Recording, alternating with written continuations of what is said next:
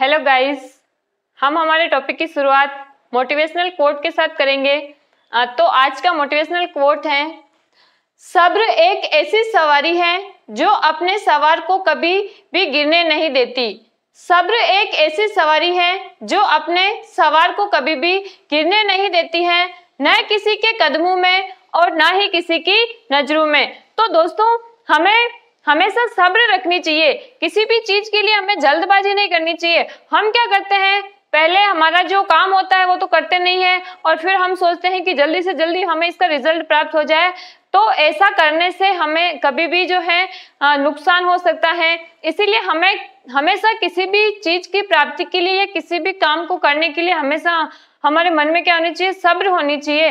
तो इसी motivational quote के साथ हम टॉपिक को देखेंगे। हमारा इकोलॉजी वाला जो चैप्टर चल रहा था उसी के अंदर आज हम पढ़ेंगे ट्रॉपिक लेवल पोषण स्तर के बारे में।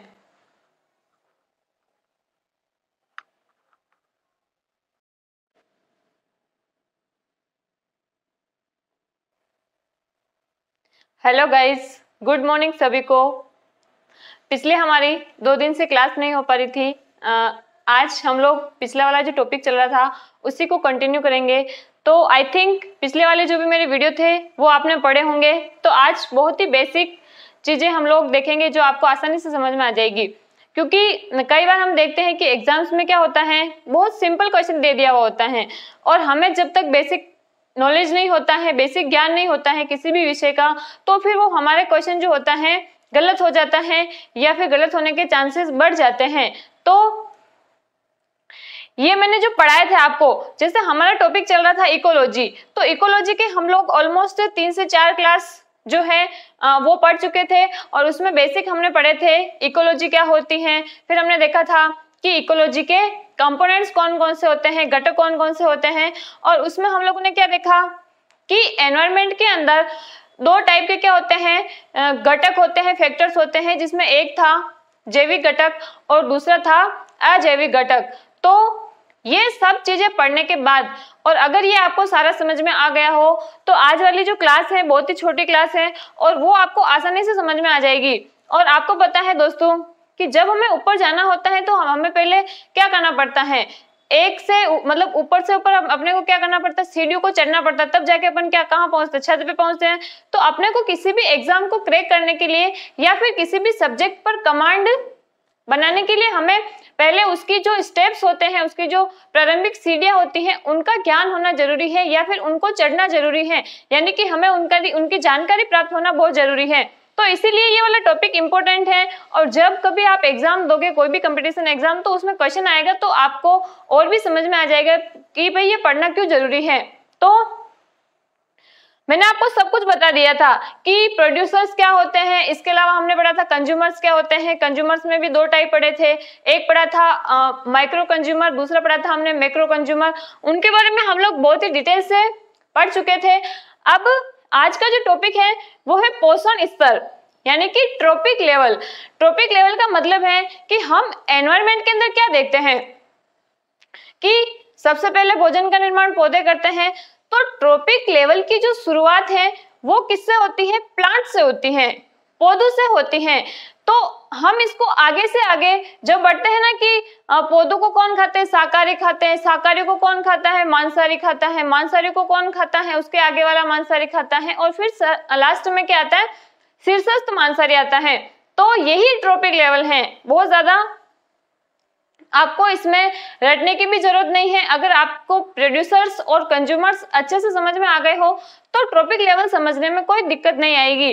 तो अब सिंपल सा है। सबसे पहले हमने देखा कि एनवायरनमेंट के अंदर जो सनलाइट से फूड का प्रोडक्शन करता है, जिनको प्रोड्यूसर्स बोलते हैं, वो क्या होते हैं, प्लांट होते हैं।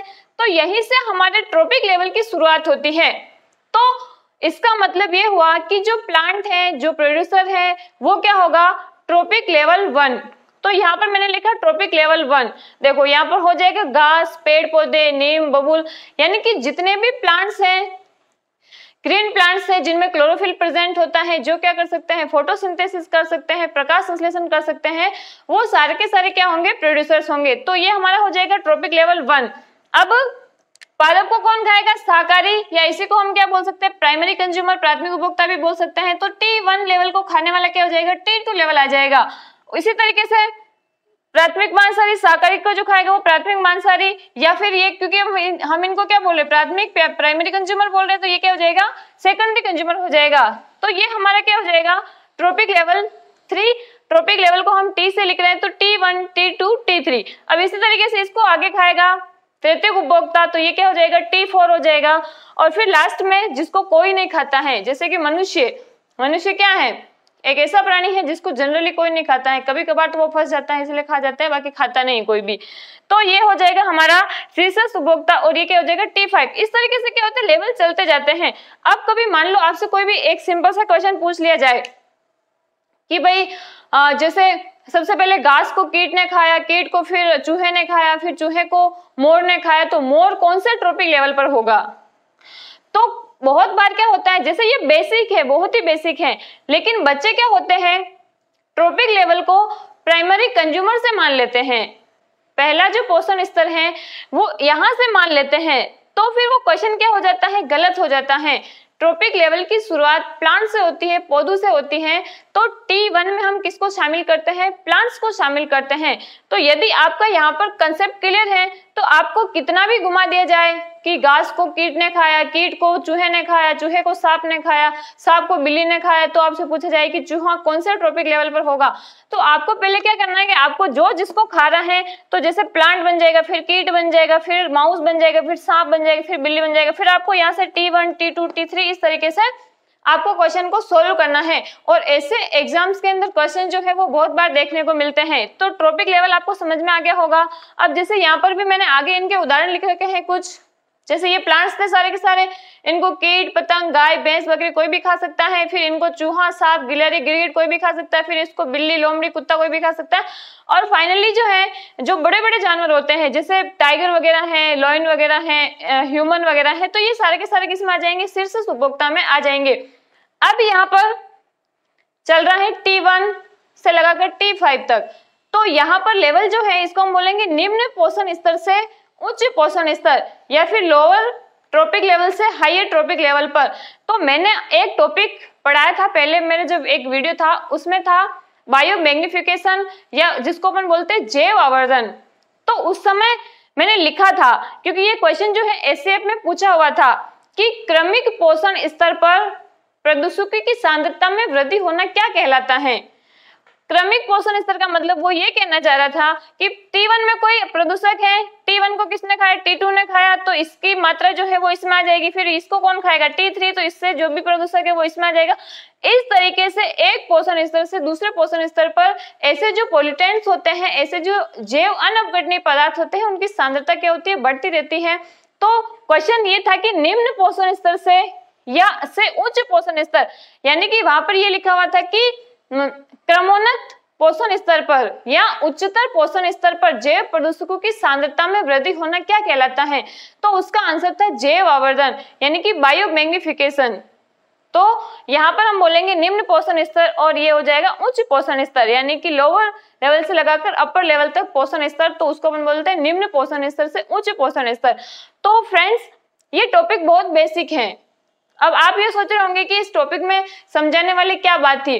इसमें समझाने वाली एक ही बात थी कि आप लोग क्या करते हो कि जब आपने अच्छे से नहीं पढ़ रखा होता है, या फिर आप जल्दबाजी में पढ़ लेते हो, आपको क्या जल्दबाजी रहती है?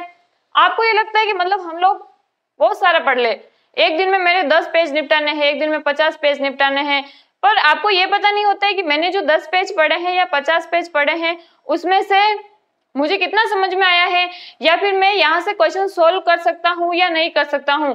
तो आपको जो पढ़ाई करनी है ये दोनों के लिए लागू होता है, चाहे वो स्कूल का बच्चा हो या कोई कंपटीटर हो जिनकी पढ़ाई हो चुकी है, दोनों के लिए ही महत्वपूर्ण बात है। क्योंकि जो चीजें आप पढ़ रहे हो उसको सिर्फ पढ़ाई तक सीमित नहीं, उसमें आपकी प्रोडक्टिविटी बढ़ रही कि नहीं बढ़ रही है, यानी कि आप जो है उसका जवाब दे पा रहे हो कि नहीं दे पा रहे हो, या फिर उसमें से क्वेश्चन सोल्व कर पा रहे हो कि नहीं पा रहे हो, ये सब चीजें क्या रखती है? मायने रखती है।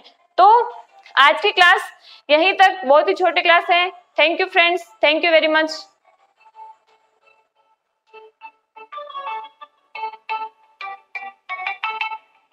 and I'm getting mighty tired of your trifling ways.